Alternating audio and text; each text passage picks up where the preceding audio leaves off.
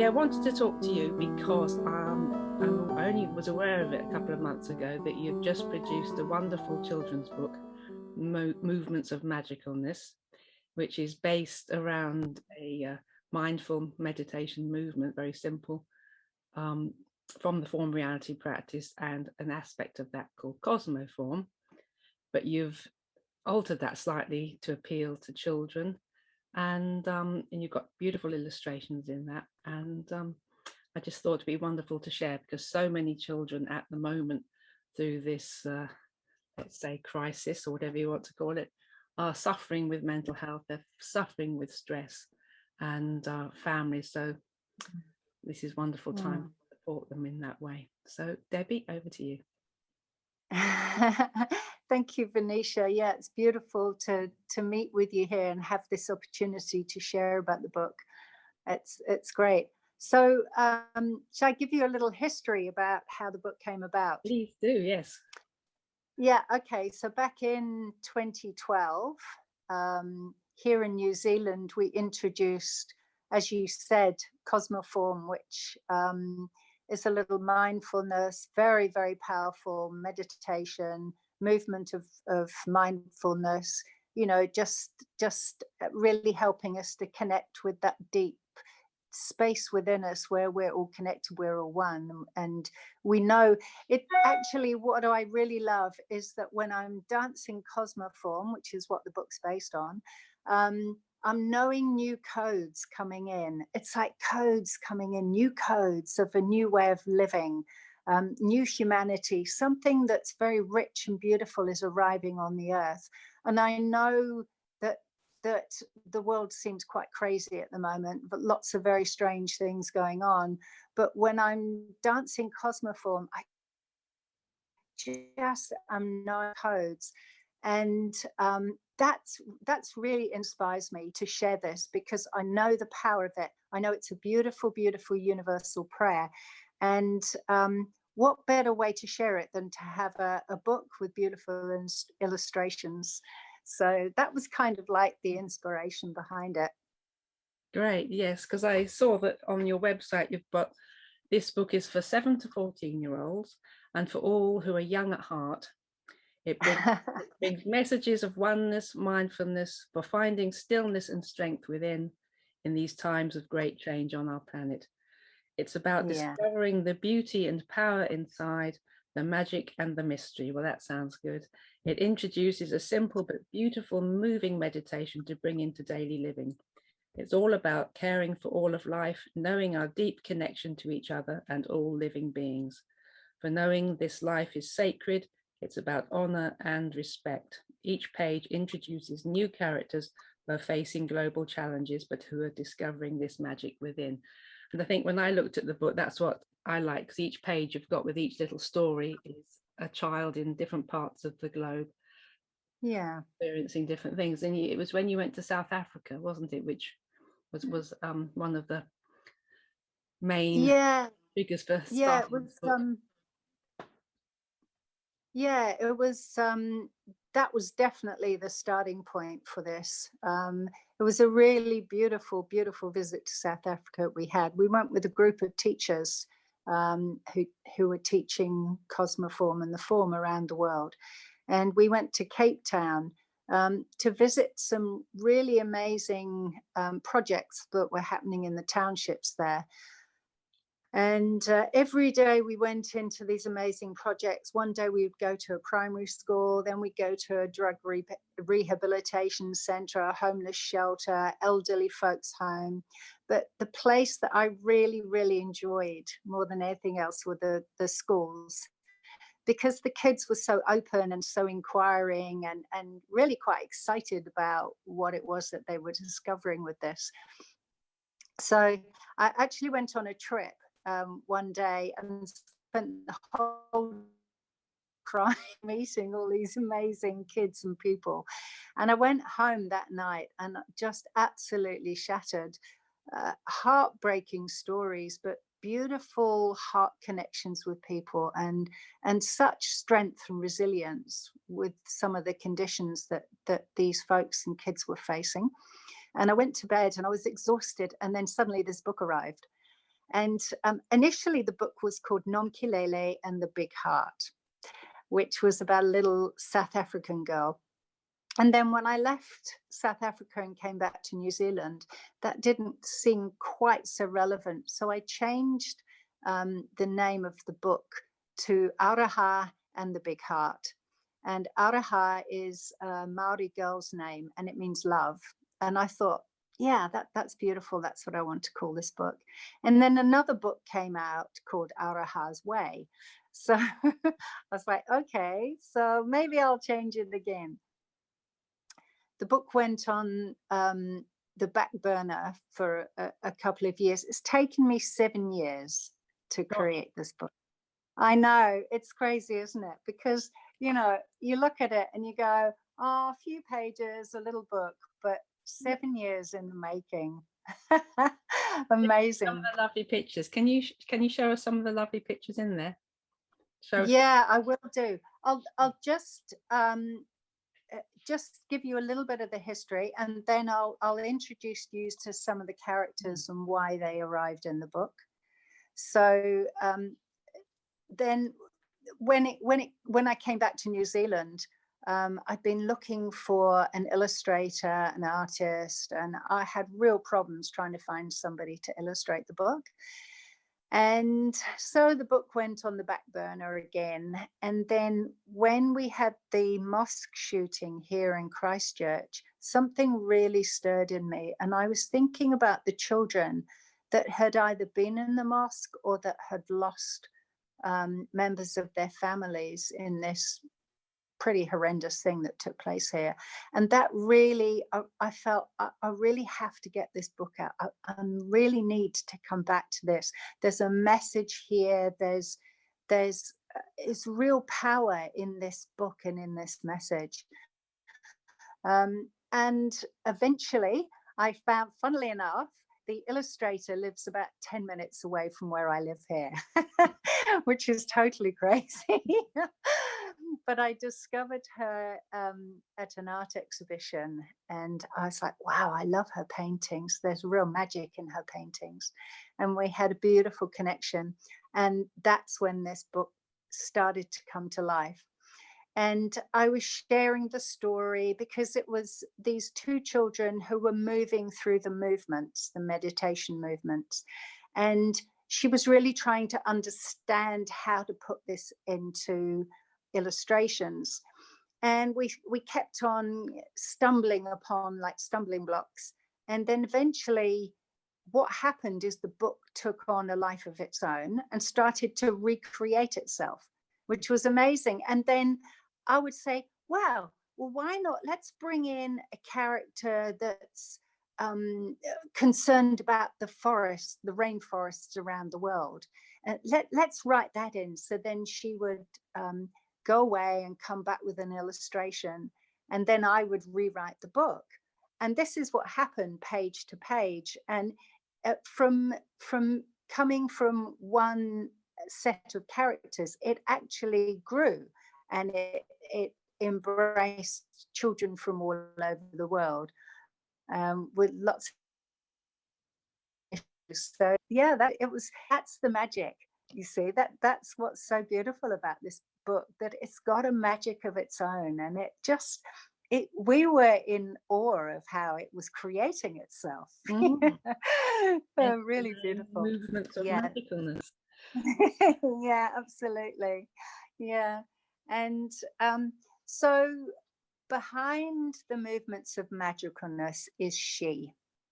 So she is in everything. She creates, she brings into form, she brings into being. So she is the birds, she's the animals, she's the wind, she's in the rain, she's in the mountains, she's everywhere. She's that beautiful, nurturing aspect of life that creates and she brings into being. So that's she. So she brings her movements of magicalness. And I love how Barbie weaved in all these different aspects. And we sat and we talked about, well, you know, what does this mean? Who is she? How can we express this? And I think she did a really beautiful job, actually. Yes, Yeah. the moon and the stars and the sun and the nature all around. Yeah. Yeah, that's right. And actually, up here, I think it's up here, we've got the little mosque in her hair. Oh, right. Can you see that? I can, yes, yes. And I can see the fish Yes. as well, yes, Yeah.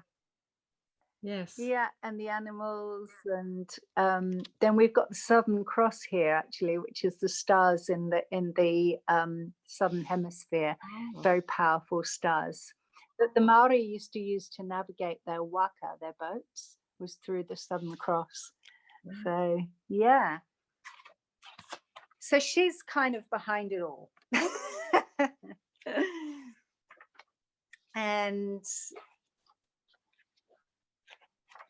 I wanted to bring Amber in because Amber is a young lady who's really not happy about the way she looks and her skin color and her hair color, and she thinks all her friends look better than her and they have more fun than she does, and I really felt that this is something that teenage girls, I think, could be facing. And just through Amber's discovery of moving through the movement, she discovers a place inside of herself where she sees that actually she's fine just as she is. yes. And it's okay to have skin that burns in the sun. She just stays out of the sun a lot. That's okay.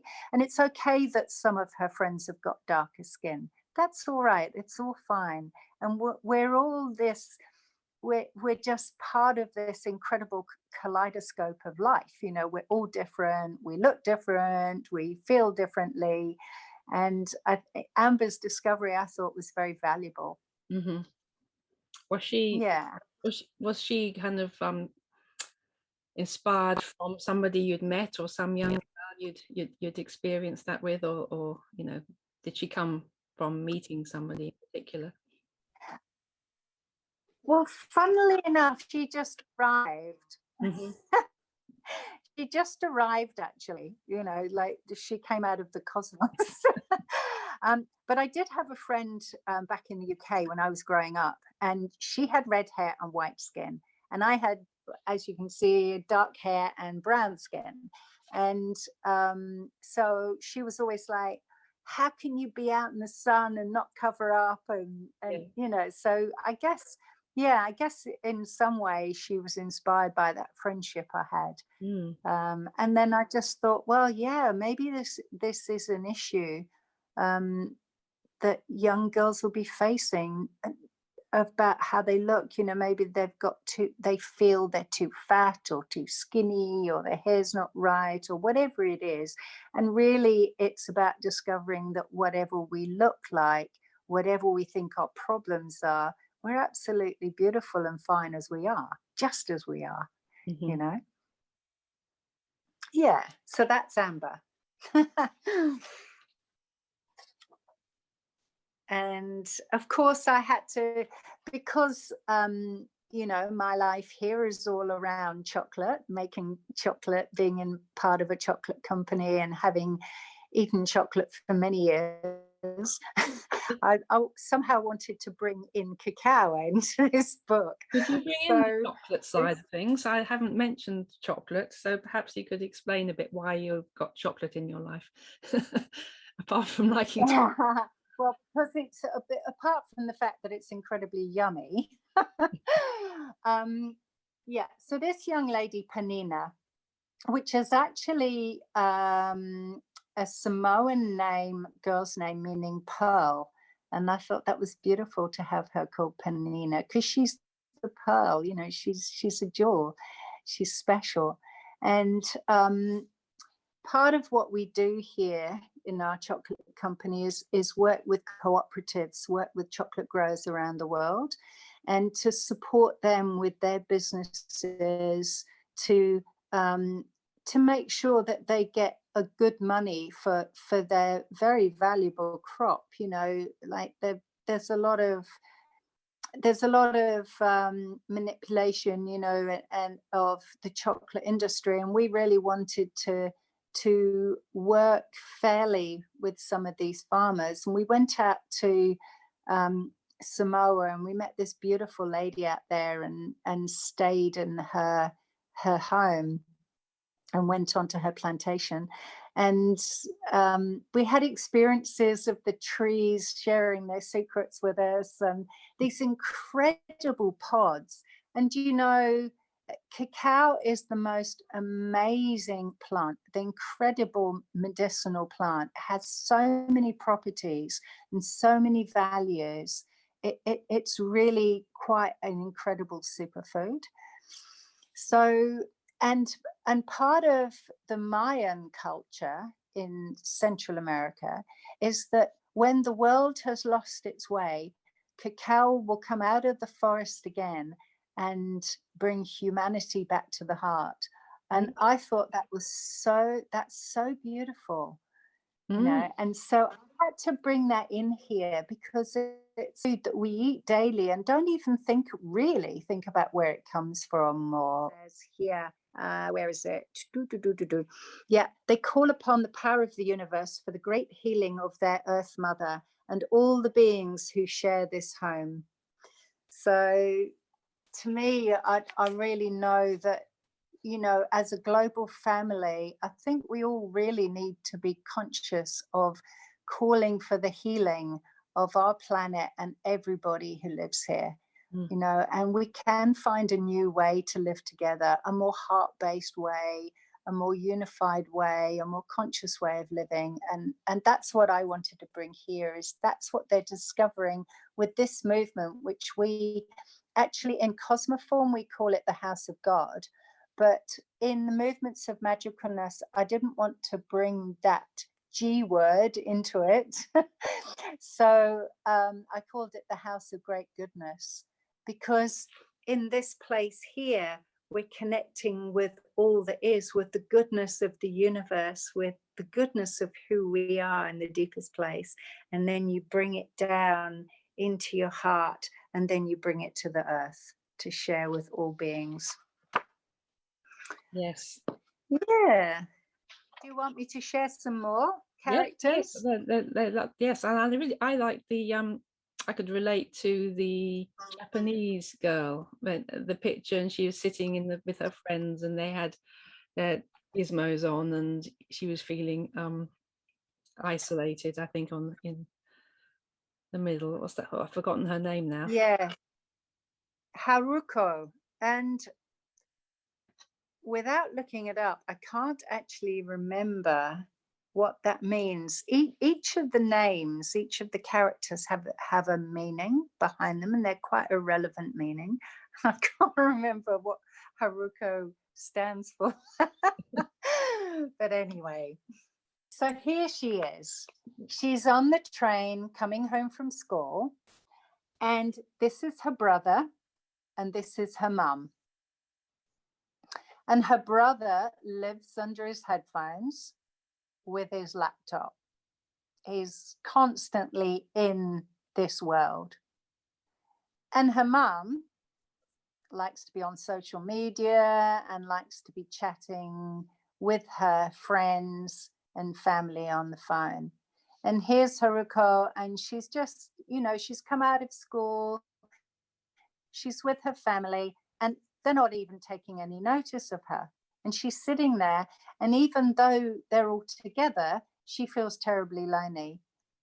And what I see, it's so interesting, because when I used to work at our cafe, we'd have these people who would come in, these couples who would come in, and they would sit on the deck and have this incredible view right up the harbor and mountains around them. And she would be on her phone and he would be on his phone, and they would sit, and then they would get their coffee and they'd drink their coffee, and they would hardly speak to each other. They'd be taking photographs of their coffee, of the patterns, you know, the milk patterns, or what their food looked like, and they'd be posting it up on Instagram, but they wouldn't be talking to each other. And this fascinated me. I was like, here's this beautiful young couple. They're obviously out on a date or something, and they're not even speaking. This is crazy, you know? And so that's what inspired me. Yes, it's for so bringing much now that Haruka. it's just commonplace. Even if you go into town and you've got families, you can see that happening so much, increasingly. So I think Yeah. why that story was very much relevant for now, I think, as well as the other ones, but particularly where Yeah, that's people are right. on their technology at the moment, and with schools, children having to do everything online. Lockdown over here, they haven't even been at school. So Yeah. this sense of isolation which many children are feeling is very important thing to address, I think. Yeah. So here she's moving in one of the little movements that she knows, because they're different characters and they're in different places around the world. What actually, because I thought, well, actually, there's not a coherent story in this book. It when I had just two characters, which is what happened in South Africa when I first wrote the book, you had each page followed the two characters, but in this book, each page introduces somebody else in a different part of the world. And I thought, how am I going to link all this together? And it's really that they're knowing this movement, and there's a series of movements, and even though you don't see them do all of the movements, they're all connected. As you move through the book, you get introduced to the movements, and then at the end of the book there's a description that takes you through step by step on how to learn movements of magicalness. So she's actually doing one of the movements here. She knows the whole thing, but she's just moving in one of them. And what I had written about is that she likes to dance these movements of magicalness in the parks. And I understand that the parks in Tokyo are really very beautiful. The water gardens and the blossoms and the trees and the fish in the water gardens. And it's here that she feels really connected to everything. To the trees and to the colors, to the smells, to the fish, to the movements, and just the beauty of the park. And what she's really longing for here is to know that connection with her family. And even if they're not actually talking to her, she's having that connection because she's knowing that place here where they're all one. So that was kind of the idea behind this page. Yes. And have you spoken to any of the children or locally where you are, or had feedback from children who've been using the book to work, as a almost like an exercise book to work through? No, I haven't. It's actually a very to be very honest with you, it's still quite a new thing for me, having created this book. And I'm not the world's greatest networker or marketer or promoter, and that's one of the reasons why I was absolutely delighted when you decided to do this interview. I'm like, Anisha, thank you so much. Because I've been like, calling on She, praying, I need people to come and help me get this book out there. And then suddenly you popped up with your lovely idea. Right, yes. We're moving in mysterious ways. But yeah, that's right. That's the magicalness, you see. That's how magic moves in this life. And that's really what's in here. There's so much magic in this book, and so much magic that inspired me. But I did get a message from my niece who lives in England, and her little girl, I think she's about 5 or 6, and she apparently she loves the book, and she loves to move through the movements. So, and I have asked anybody, if you buy the book, if you send it to any of the children in your family, or if you share it with anybody, I'd love to hear from you. I'd really love to hear from you, because what I'd like to do is putting up on my Facebook group. Also, try and get an interactive website where we create a global culture. We know we create a movement, a global movement of love and connectivity. This is my my ultimate aim, not just to produce a book, but to create this incredible movement around the world, which is based on what I know is a universal prayer, which is full of codes of the new way of living.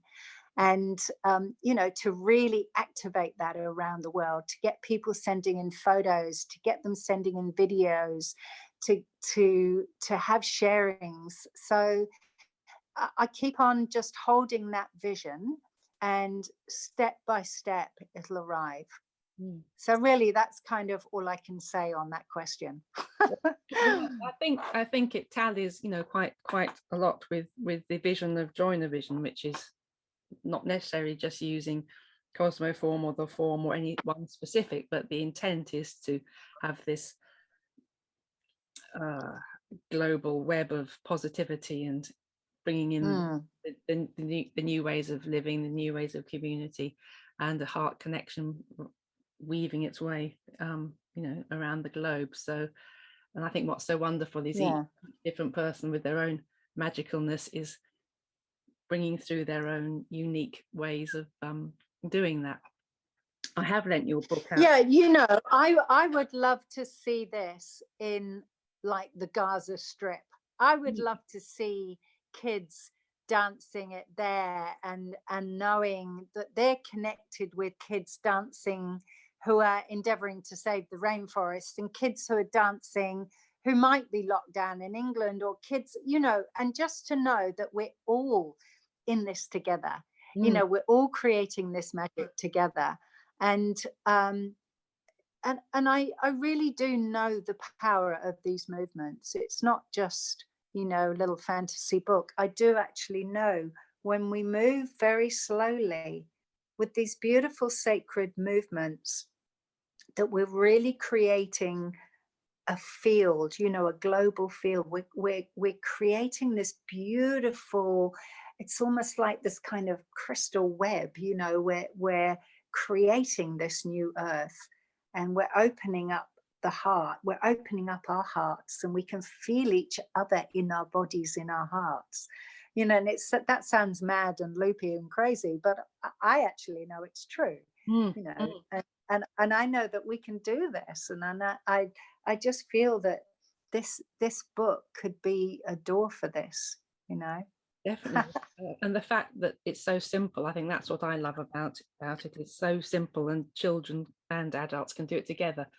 As I said, I've lent your book to a family who's been bereaved.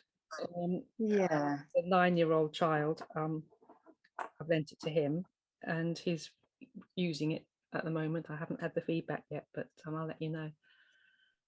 I'd love to hear that. Yeah, that would be beautiful. In there about grief, about somebody who's lost a family member, and yeah, that's right. It's this one, Sam, here. Yeah. And what I love is here it says, so this is Sam, and this is his friend Jade. So Jade knows movements of magicalness, and she wants to share them with Sam, to show Sam that, you know, he can open to a place inside where he can connect with the grief, but also know that there's love and beauty in there as well. And that's really quite hard sometimes, you know, when we're going through grief, to actually know that there's something good in it is really quite hard sometimes. And so she wants to share with him so that he can discover this place and find that love in the big heart where all is good. So you know, I'm not saying it's easy to lose a family member. You know, my father passed a few years ago, and it was very sad, but it was also, there was real beauty there as well, because funnily enough, I had the phone call from my brother, and that it was a real shock, although my father was 91 and he'd had a good life. But the phone call was such a shock for me. And I went outside and I sat outside, and it was a beautiful sunny day. And we have trees and birds, and we look up the hills here. And I just sat there and I just brought myself into that prayerful place. And I could feel my father, the love of my father, in the wind, and I could feel him in the sunlight on my face, and I could hear him in the birds, and it was so beautiful to, because I think sometimes, you know, when we go through grief, we because it hurts so much, we want to push that experience away from us. We want to almost push the person who has passed away because it's too painful. But you know, in this book, what it's suggesting is that if you can move in these movements of magicalness, you can meet the love that is that person, because they never stop being love. Even if they're not in the body anymore, they're still love, and they're still here on some level, Yeah. and they're connected, and they're in everything. And if we can, through these movements or through whatever it is, connect ourselves with that, then we can know the love and the beauty that is still that person, even if they have left the body and seemingly left us. Yes. But they haven't. They're here. They're so deeply here with us as love in our bodies. And for us to be able to discover that,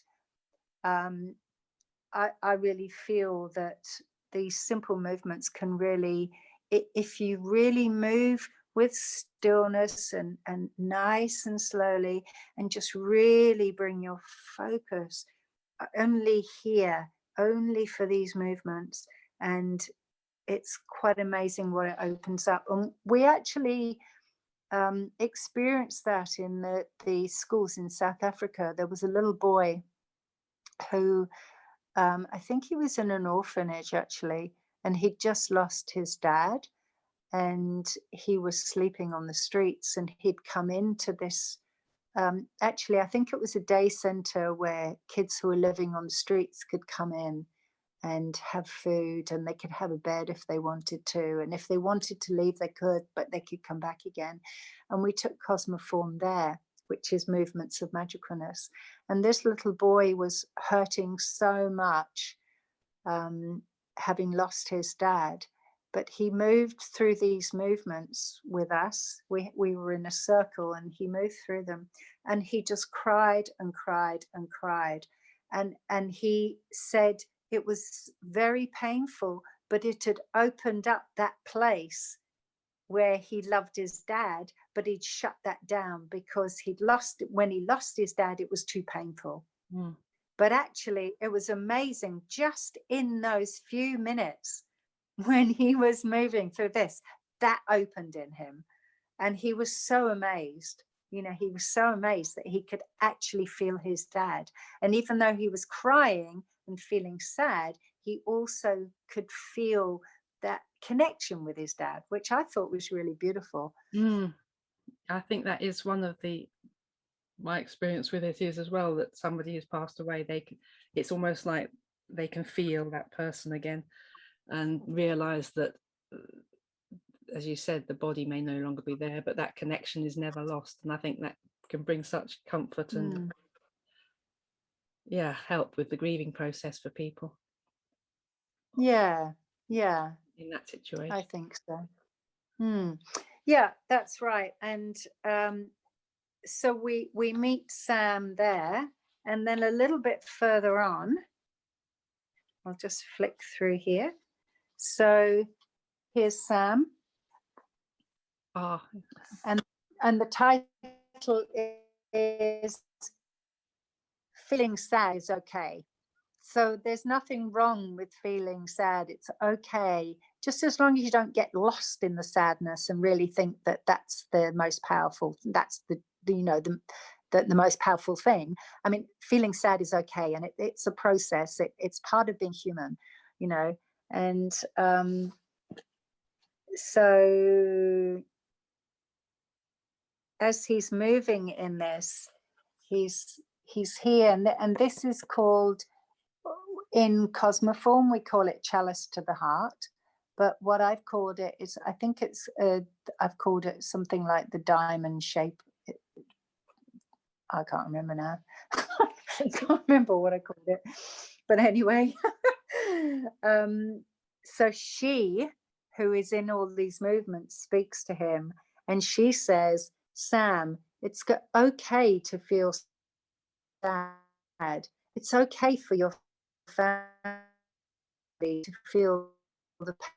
Be with it all. Do not. These feelings will pass. Stay in your heart. Stay with the stillness. Find the love of the one who has passed in the big heart. And that's what Sam's doing here. Yes. I love that. I love how Barbie has captured the absolute essence of what I was endeavoring to bring through in these pages, and I just love that. Yes. Yeah. And what you've said there, I think that sums up everything, doesn't it? Connect with the stillness and the big heart, and whatever's happening in anyone's life, if you've got that stillness and can keep that connection, then the external world needn't touch us quite so well, we were not so buffeted, not so buffeted about by the waves or whatever's happening in the world. Yeah, and also I think, the message I wanted to portray with Sam was that not to push it away. We can't, whether it's people dying on this planet that we don't know, or whether it's somebody in our family or a friend, not to push it away, not to, because painful things we need to embrace them. We need to embrace them and feel that pain, because that's where the magic happens. If we really allow ourselves to feel it, then something, it's like alchemy, something changes, there's a magic that happens. But if we don't allow ourselves to feel it, if we keep it over there, and I think that's really important with what's happening around the globe at the moment, is not to keep the movement and the suffering and whatever it is, the struggle,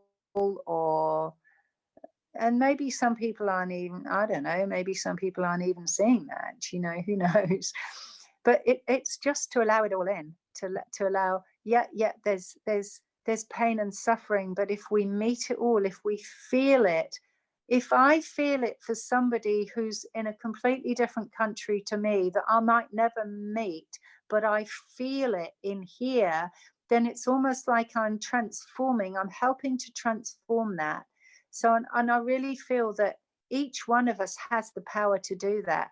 We have the power to transform what's taking place for each other and for ourselves. And how beautiful is that? Indeed. Yeah, really. And I know last year when we first went into lockdown, and when I started to really look into what was taking place on the planet, there was such pain, such deep pain and anxiety and fear and all sorts of things that I met last year. And in fact, at one point I thought, oh my God, I'm going mad. I'm actually meeting madness. I'm going crazy here. But I had to keep on meeting it. I had to keep on meeting it. And I do dance these movements every day. And I know that by having this as a beautiful practice, it's sacred. It's just a little sacred space for this one to connect with in here, but also to connect with everybody out there as well.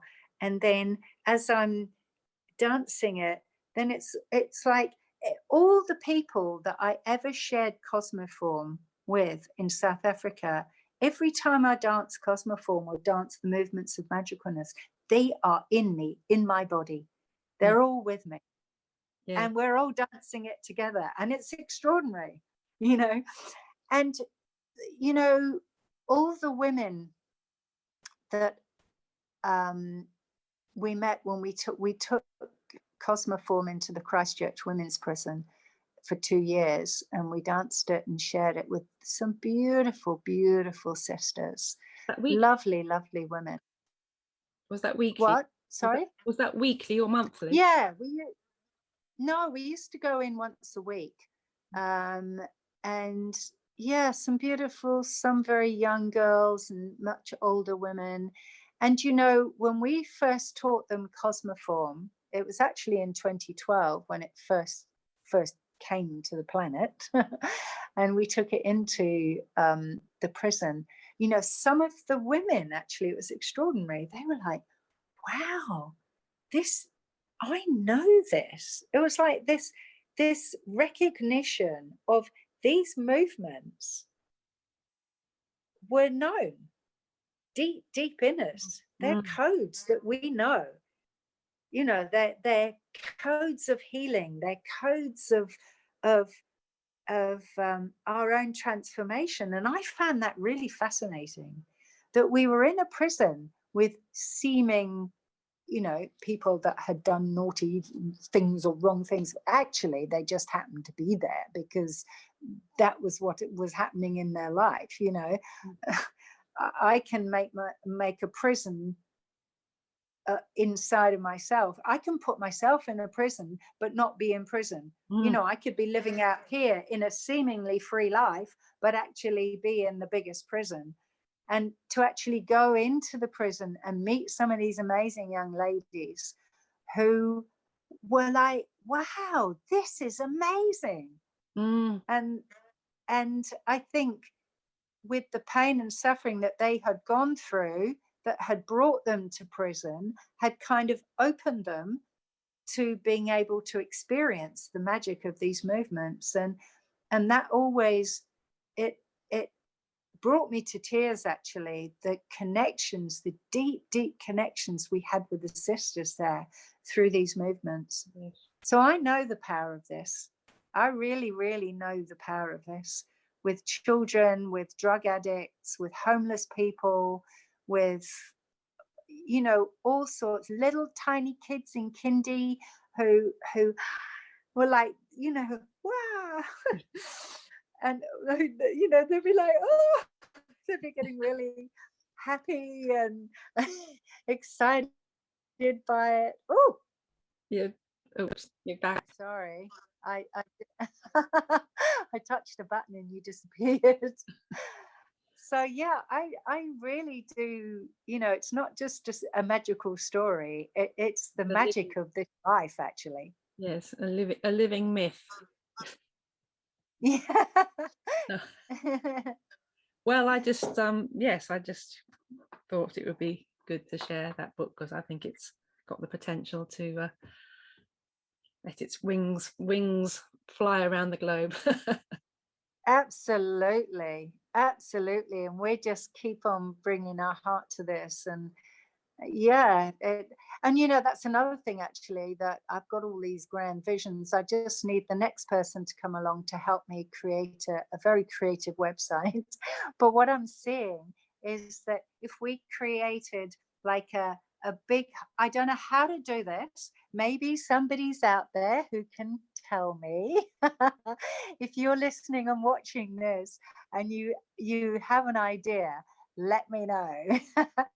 What I want to do is create like a heart shape and then have like coming around the globe, so that there's a heart connection in Canada, there's a heart connection in Japan, there's a heart connection in Israel, there's a heart connection in India, there's you know, and we build a big heart, and there's all these different people around the world who are discovering this heart connection through the movements of magicalness. And we can actually make an interactive website, make a community somehow. I don't know how, but I know it's possible. We just snap our fingers and it'll happen. Yeah. It already is. Yeah. It already is. So it's on its way already. It's already on its way, because I'd like to talk to people. I have it on every continent. I've got like a list of people. You were my New Zealand one, and got somebody in Slovenia, and anyway, so gradually the hearts will be connecting, and if they can all even if they just learn cosmoform or movements of magicalness with their families, then that will that'll start to spread. So wouldn't it be fantastic? Just beautiful to see it danced all I mean, it is being danced around the world, but to see it really out there. Yes, you know, and we are all dancing this together in this life, and we are all creating the new way of being together. Now, isn't that amazing? It certainly is. Beautiful. And I love what you're doing, Venetia. Thank you so much for what you're doing. I really love and appreciate it's all this. teamwork. It's teamwork. It's point of it. So, well, we're all in it together in different threads. Beautiful. Well, thank you to everybody. Bye bye, lovely. Bye. Bye. Thank you very much. Speak soon.